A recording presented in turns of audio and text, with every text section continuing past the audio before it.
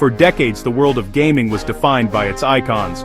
Mario was Nintendo, Kratos was PlayStation, and Master Chief was Xbox. Each character stood as a symbol for their respective consoles, representing not just a game, but an entire legacy and culture. These characters were more than just digital heroes. They were the pillars of their respective console empires, shaping the identities of the companies behind them. Their stories, their worlds, and even their catchphrases became rallying cries for millions of fans. So, when the news broke in early 2025 that Halo would be coming to PlayStation 5, it sent shockwaves through the gaming community. It was a headline that no one expected to see, a moment that instantly became the talk of every forum, group chat, and gaming podcast. Gamers who had invested in the Xbox ecosystem felt a sense of disbelief.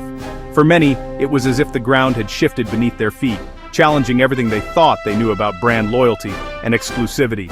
Halo was their game, the reason many had chosen Xbox over PlayStation. It was the title that brought friends together for late-night multiplayer sessions and epic campaigns.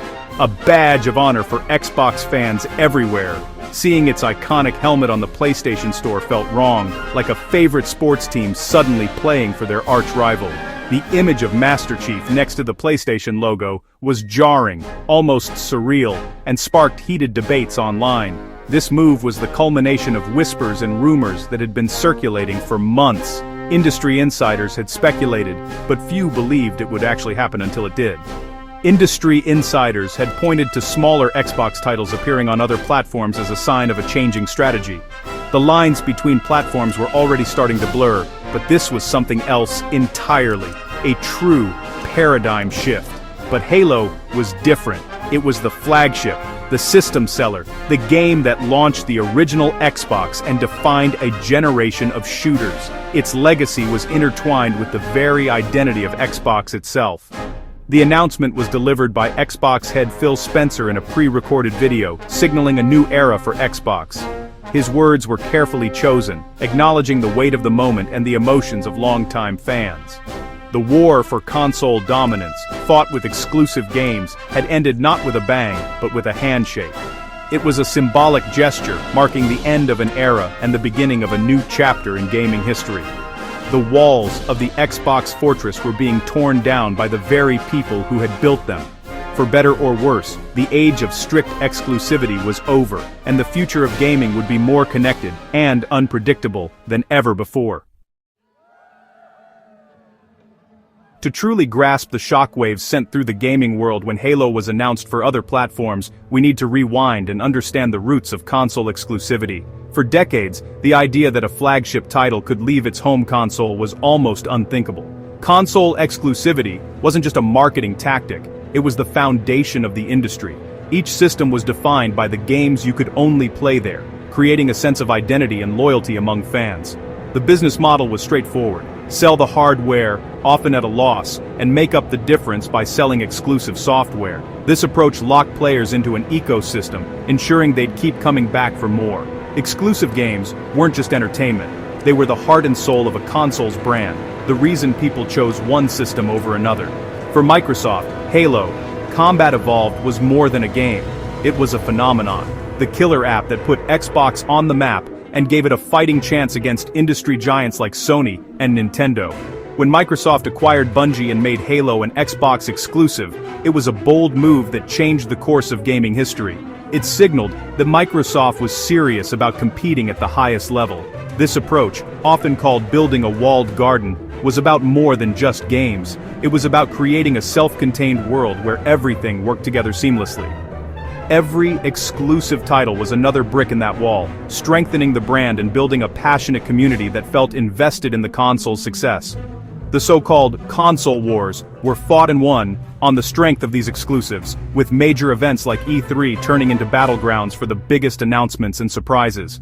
A powerful lineup of exclusives didn't just drive console sales, it attracted third-party developers, creating a virtuous cycle of growth and innovation.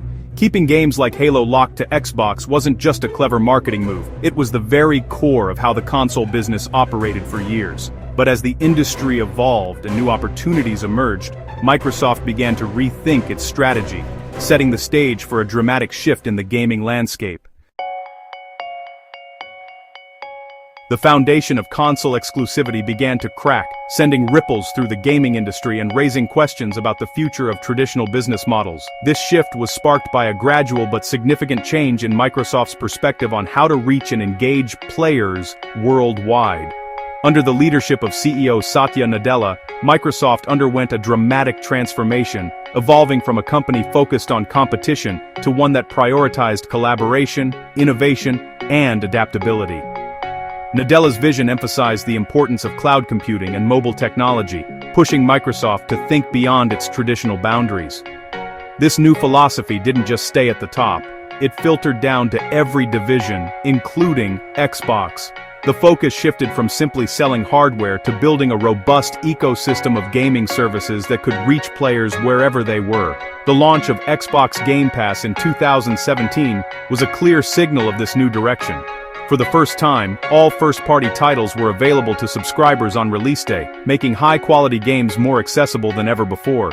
Microsoft was no longer just selling individual games or consoles.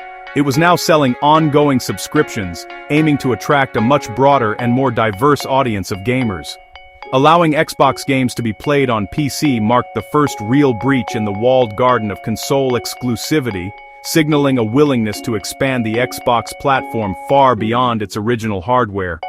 While the console remained a key part of the Xbox experience, it was no longer the sole entry point. Players could now access the Xbox world from a variety of devices, making gaming more flexible and inclusive. This innovative strategy laid the groundwork for dismantling the long-held idea of console exclusivity, opening up new possibilities for how, and where, people could play. Xbox was no longer just a console, it was evolving into a dynamic ecosystem of services, accessible from nearly any device, and redefining what it meant to be part of the Xbox community. While Xbox was shifting its philosophy, pressure from the Microsoft boardroom was mounting. The gaming division needed to demonstrate significant growth compared to giants like Azure and Office. The potential audience on PlayStation and Nintendo was vast and untapped. Shareholders demanded a return on investment from acquisitions like Bethesda and Activision Blizzard. Locking games to a single platform seemed inefficient compared to the potential revenue from other consoles. The pressure from the top brass wasn't a suggestion, it was a mandate. Phil Spencer and his team had to reconcile their vision with financial realities. The decision to bring games to competing platforms was driven by maximizing revenue. Profit became the primary driver, making platform loyalty a secondary concern.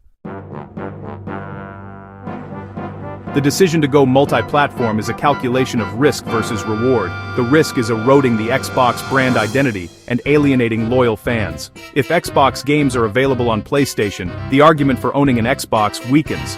However, the potential reward is colossal, with access to a larger market. Selling millions of extra copies generates high-margin revenue.